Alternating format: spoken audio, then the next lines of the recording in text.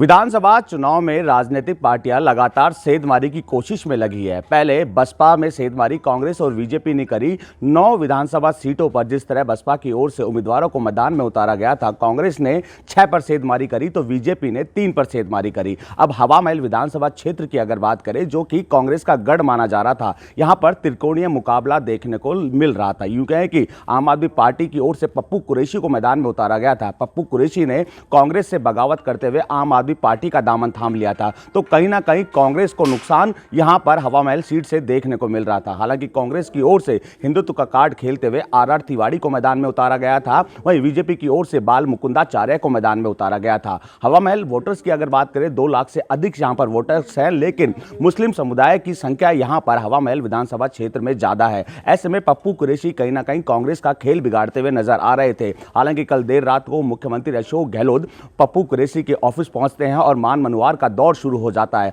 हालांकि मुख्यमंत्री अशोक गहलोत की समझाइश के बाद यूं कहें कि पप्पू कुरैशी की ओर से कांग्रेस को समर्थन दे दिया गया है। हालांकि यूं कहें कि आम आदमी पार्टी की ओर से जिस तरह हवा महल विधानसभा में छेदमारी की कोशिश की जा रही थी, लेकिन मुख्यमंत्री अशोक गहलोत की समझाइश के बाद पप्पू कुरैशी ने वापस जो है कांग्रेस को समर्थन दे दिया है। अब यूं कहें कि कांग्रेस तो हालांकि अभी भी जो है हवा महल विधानसभा क्षेत्र से मजबूत स्थिति में है, लेकिन अभी भी 3 मुस्लिम जो दावेदार है, उम्मीदवार हैं, वो अभी भी मैदान में है। ओवैसी के जमील वो भी मैदान में है। इसके साथ साथ ही बगावत करने वाले कई नेता, मुस्लिम नेता, वो भी अभी मैदान में है। लेकिन पप्पू कुरैशी हवा महल विधानसभा क्षेत्र से मजबूत स्थिति में थे, तो ऐसे में उनको मनाने की कवायद लगातार कांग्रेस की ओर से की जा रही थी। अंतिम वक्त पर मुख्यमंत्री की अशोक गहलोत की ओर से समझाइश का प्रयास किया गया और मुख्यमंत्री की अशोक गहलोत की समझाइश के बाद यूं कहें कि पप्पू कुरैशी ने समर्थन देने की बात की है। अब आर तिवारी मजबूती से मैदान में उतरने के लिए तैयार हो गए हैं। पहले मुकाबला यूं कहें कि कांग्रेस और बीजेपी के बीच देखा जा रहा था। इससे पहले भी विधायक महेश जोशी हवा महल क्षेत्र से जो है जीत कर आए थे और कैबिनेट में गए थे, लेकिन महेश जोशी का विरोध होने के बाद आलाकमान की ओर से